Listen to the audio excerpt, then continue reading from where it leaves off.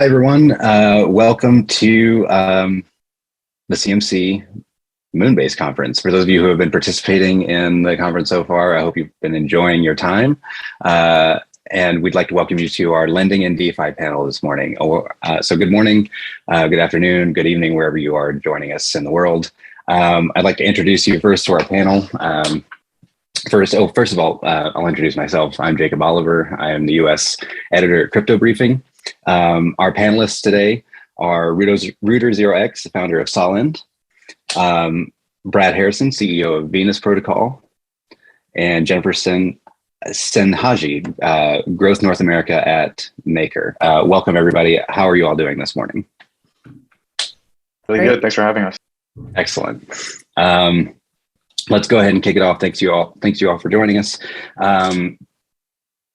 I thought I would start by structuring this panel basically in response to the description that we all saw that went out weeks ago for structuring it. And the description was this.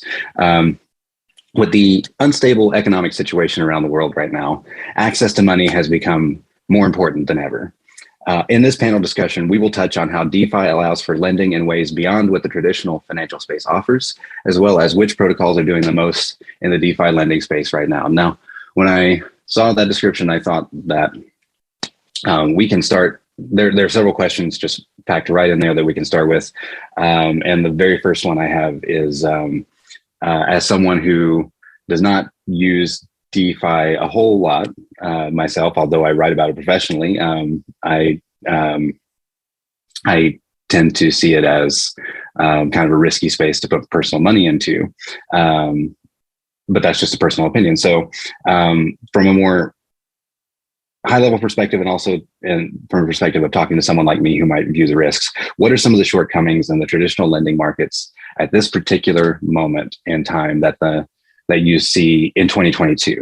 The macroeconomic situation has shifted quite a bit in this particular calendar year. So what is it about this time that you see that makes access to money, quote, more important than ever? Brad, you're on my screen first, so I'll start with you. Welcome, and what do you think?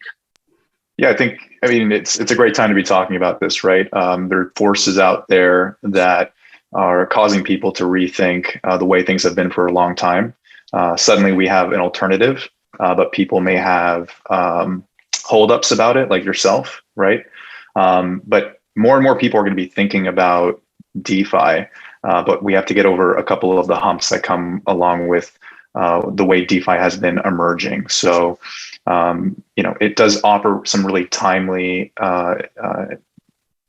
things that the world needs right now. There are places in the world where people are using crypto assets out of real need. So, for example, inflation, right, is out of control traditionally in a couple countries like Argentina and Turkey. Not surprisingly, crypto adoption has been leading in those places compared to most other countries. And so that's where we'll probably see a lot of DeFi adoption too. But the most obvious thing that people have trouble getting with in the traditional finance world is access to crypto loans. So for these people that have crypto, they need financial services with crypto.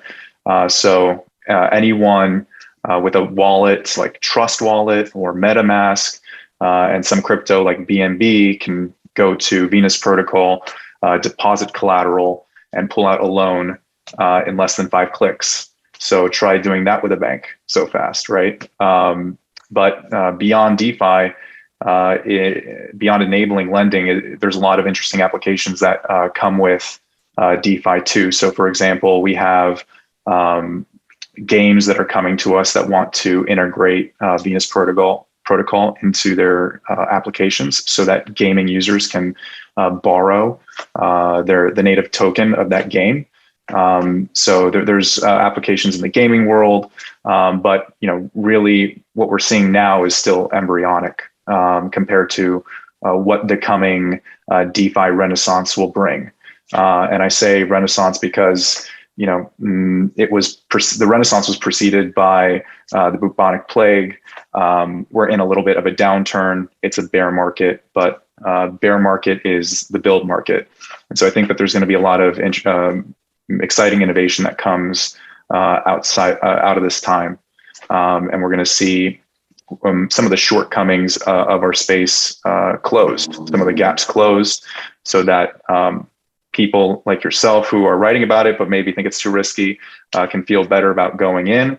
And for the people that are not writing about it or have no idea, they can more easily benefit from the value that DeFi offers. So whether it's through institutions or whether it's straight through the protocol, there's a lot of real benefits, right, to driving so much more efficiency into the financial system and into the mechanics of how yield is generated or how loans are working, because doing that in 5 clicks, I think is pretty compelling. Cool, thank you. Great way to start us off. Jen, you are next on my panel. This is a wonderful way of organizing. Yeah, totally that way. Yeah, I'll pick up on what Brad said, like thinking in the current macro terms, right? The US, which is where I'm based and I work, I've been at Maker for almost 4 years. I started on the Maker Foundation team. And now as we just dissolved this past year, continuing working in this fully decentralized capacity where it's all community run, community oriented. And even back 4 years ago, the main use case, or probably the most relevant DeFi use case for Maker and to its users, was servicing individuals in places like Argentina that were suffering from hyperinflation, and where they really had little trust and continue to have little trust in their local currencies. And those markets have been the early adopters of Bitcoin, crypto, in its early stages. DAI as this decentralized, stable asset that somebody could actually put trust in and have exposure to a fiat US dollar from Argentina was really appealing and clicked with those types of markets very easily, right? Because at the end of the day, their main need wasn't so much speculating and doing all the, participating in all these unique financial applications. While that's interesting too, there is a very, real need to have an alternative money system that provides them with savings in their currency, right? So DAI that was like the first sticky use case for DAI. And now, ironically, as a person that's sitting in the United States and we're facing this growing inflation problem and negative interest rate environments, I think that meaning has shifted, and now we kind of understand how valuable having these alternative currencies and monetary systems are, because we, however you view it or not, we're in a place today of inflation based on the decisions of really the last 5 years of our our monetary administrators in the US. So DeFi, it's actually, it's solving problems. It's providing alternatives to systems that are broken. And, that could be a spectrum from savings, lending, borrowing, to providing, having access in ways that you may as an individual were excluded from if you were not an accredited investor. You didn't have a credit history. You didn't have access to a bank nearby. So all of those things, I think, are what DeFi is truly delivering on. Well, thank you. And finally, Rooter. Yeah, so I think as Brad mentioned, one point that I like that he said was that it's like, try doing that with a bank, right? Like, try opening a bank account so quickly. And like, the really cool thing about DeFi is all you need is an internet connection. and you get access to all of these financial services. And not only can you do it super quickly, it doesn't matter like where you're from, like whether you're American or from somewhere else. And I actually experienced this type of problem a little while ago. So I was working at a and I wanted to be able to get a loan against my shares. And I went to the banks, and not only was it like a super cumbersome process, but it also prolonged for like months and months. And then when the company finally went public, they're like, oh, actually, never mind. Like, we can't give you this loan because, and the excuse that they used was that the stock was not publicly traded for long enough, and they didn't have enough data to, for the, the volatility was too high or whatnot. And then afterwards, I ended up leaving the US, so I'm not American. And then they weren't able to serve me because I was not like in the US anymore. So with DeFi, like in contrast, you'd just be able to get it set up like instantly. You'd be able to get a loan against your token equity, and doesn't matter if you're based in US or whatnot. Doesn't matter if the stock is new. Like the with permissionless pools on products like Rari, Fuse, and Solend is actually building this out as well. Someone would be able to deploy a market, and you would just be able to get access to this kind of service. And another point I want to mention is that not only is like getting access to stables super important, especially in countries like Argentina, as Jen mentioned, just getting access to savings accounts are actually quite impactful to people, because if you're able to save money and earn interest, it incentivizes like saving money rather than spending. And when interest rates are super low or even negative, you're behooved like spend your money now rather than hold on to it, right? And of course, like saving money is very positive. You want to save for a rainy day. Like what was it? There's that stat about in the US, like the average person would not be able to afford like a sudden $500 expense or something like that. Like saving is very important for peace of mind, and it leads to a better quality of life. So getting access to services where you're able to save and like earn interest, I think is really positive for the world.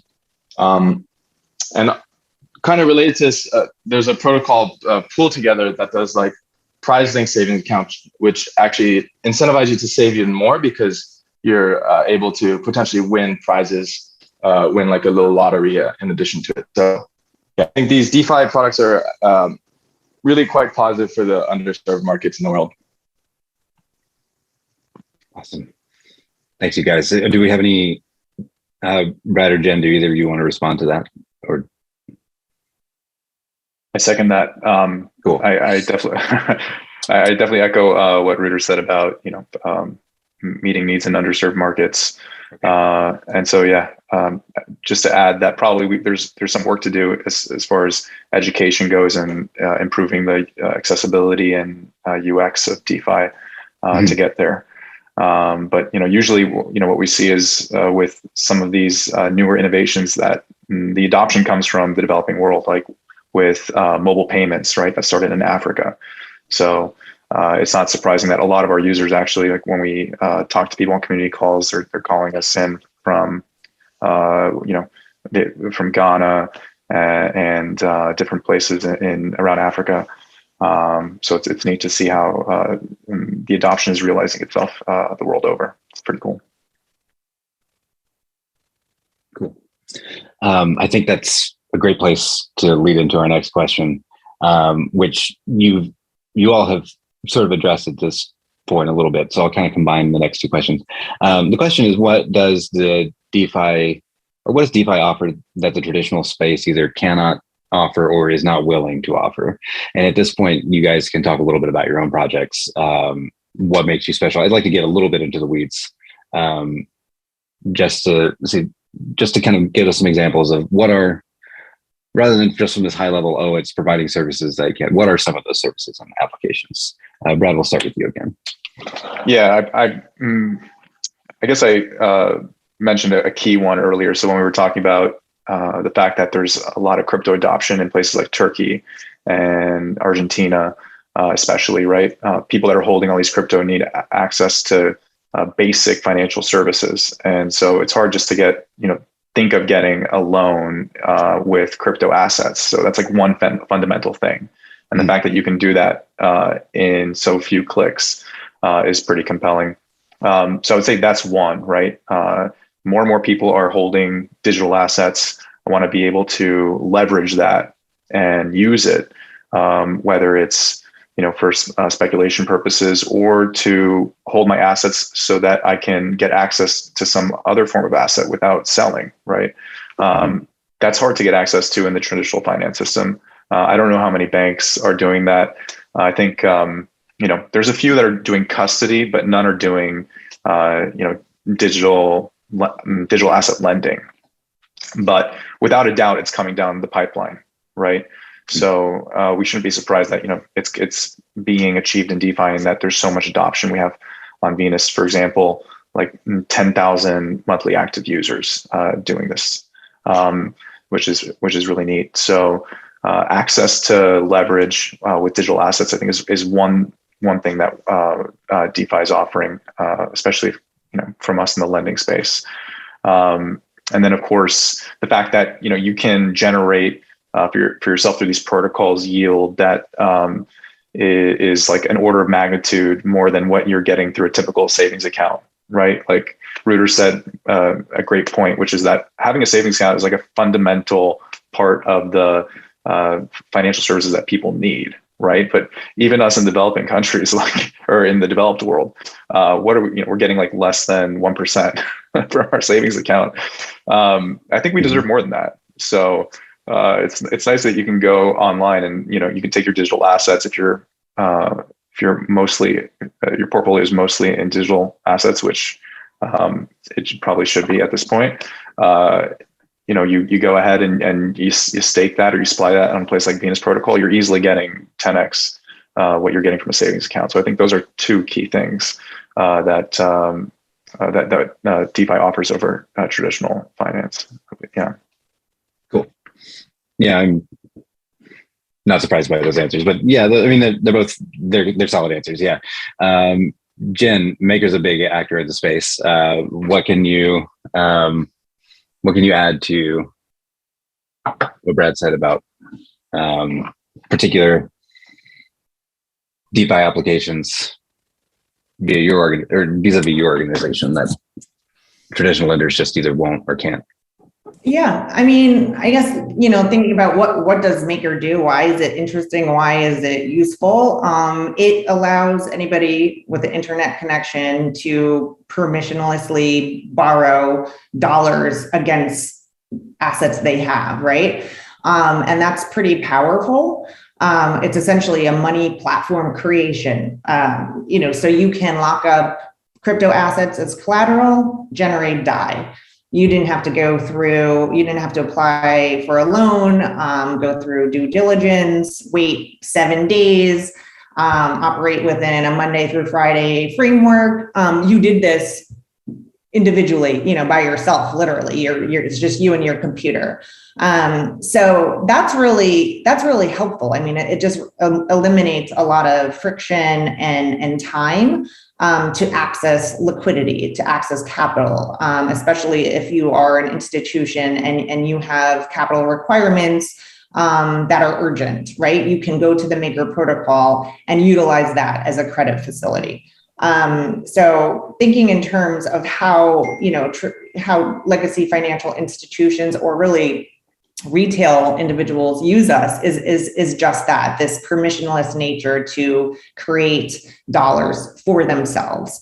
We understand and can appreciate that regulated entities and institutions have certain requirements that prohibit them from operating in permissionless, protocols, because they have to have KYC involved. They have to know who their counterparties are. But there's a lot of interesting kind of ways that DeFi applications are making it easier for these institutions to participate in these money market protocols and take advantage of these better yields and revenue opportunities.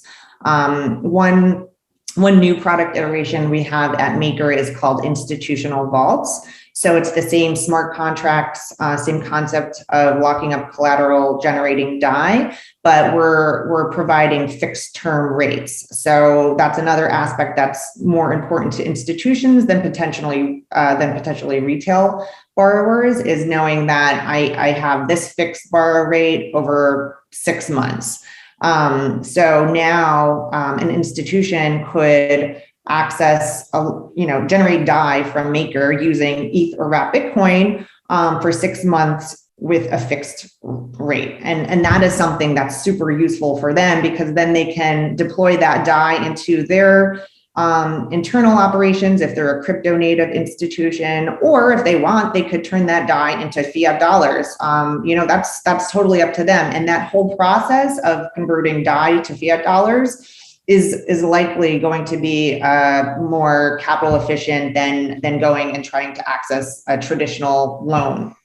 So I think, in terms of how DeFi and in particular Maker is alleviating some of these pain points for institutions and retail participants is taking advantage of the smart contracts and just operating within those, as opposed to layers of management and bureaucracy. Okay, cool. So we've got access, we've got speed, we've got institutional access to credit. Rita, what can you add to that maybe particularly that Solend is adding to the game? Yeah, I'd say there are a couple things in addition. So one is you actually get to own the platform that you use through governance tokens. I think that's a really cool new concept. Like, you can't own the bank in the same kind of way and have like your voice heard in these governance proposals in the same way, where it's all done like on chain with like full transparency, right? So I think that's one, is like actually owning a piece of the platform and the transparency that comes along with it.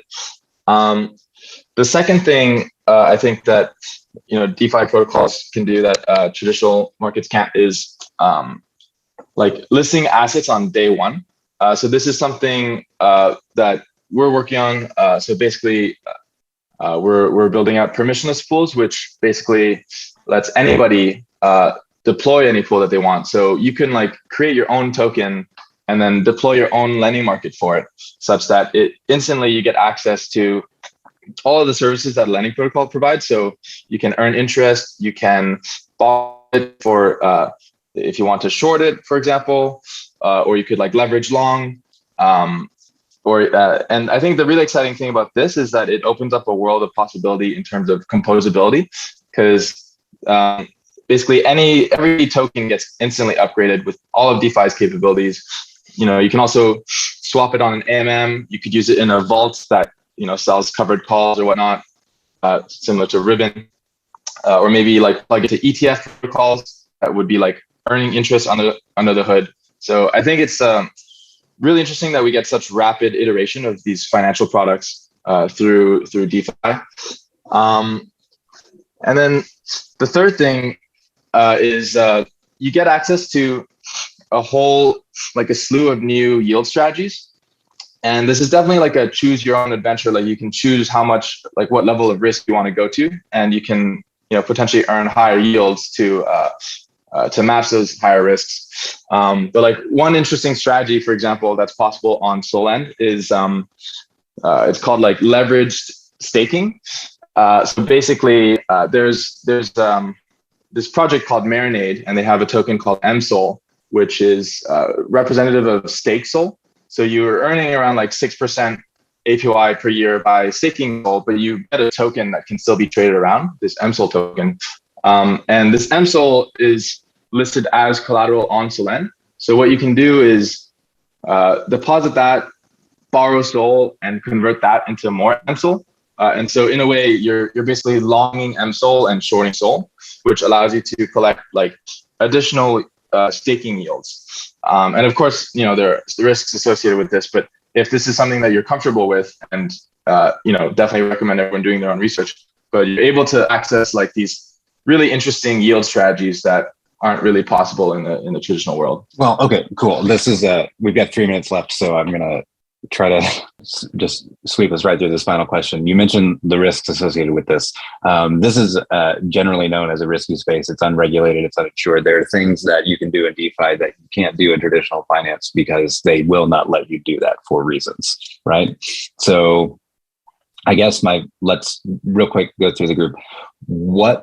How do you approach new users about mitigating the risks associated with this? Like what do you, I don't want to use the word advice, but prudent things that they need to be aware of in terms of making sure, for lack of a better term, they don't get wrecked. How do you approach that with an audience? Brad, we'll start with you again. Sure. It's really important that people, of course, do their own research, just like this for the stock market. It's right now it's risky. As time goes on, those risks will diminish because fundamentally, DeFi is still in the embryonic state of its development. It's so new. We've only been around, a couple of years. Venus Protocol has been around a year. And so, it's tough to imagine what the state of affairs will be like 5-10 years down the road, but it will be very different, right? Because there's so much investment and innovation going into what we're doing. So outlook is positive, but people need to, of course, proceed with caution. Okay, so they'll work the kinks out as we go along. Jen? I guess I have 3 tips. 2 are just my own personal that relate to many things, even beyond DeFi. Is 1, very basic, don't invest more than you can afford to lose. If something seems too good to be true, it probably is, or it's probably not going to last. And then 3rd, more specific to DeFi and this technology, is look at protocols that have put security and sustainability in terms of, we're here for the long term. We're not here just to pick up on a trend and a fad for a summer trend of some sort. Look at the builders who have been building for a long time. And of course, I'll be biased and say, look at Maker. Maker has been around since 2015, launched the first version of the protocol in 2017. We often get criticized for being slow, but to be honest, being slow when you're designing money is actually a really great thing to be. So look for those protocols that put the time, effort, commitment into smart contract auditing, smart contract security, and that are building with purpose and intention for the long term. Gotcha. Okay, so look for the long haulers, and we're out of time. So Rooter, can you give us your tip in 10 seconds or less? Yeah, I guess just a quick tip. Personally, I never put more than 20% of my net worth into any single protocol. So I would recommend that as, sage advice. Never put your life savings into any one place. Like as Brad mentioned, we're still in the embryonic stage. We're still in infancy. So we've got a long way to go still. All right. So don't diversify. All right. We're out of time. We could talk forever, as these panels always go, but but we can't. So thank you so much, Jen, Rooter, Brad, for joining us. Thank you all for tuning in. Please stick around, enjoy the rest of the panel discussions, and enjoy the rest of the conference. Appreciate you all stopping by.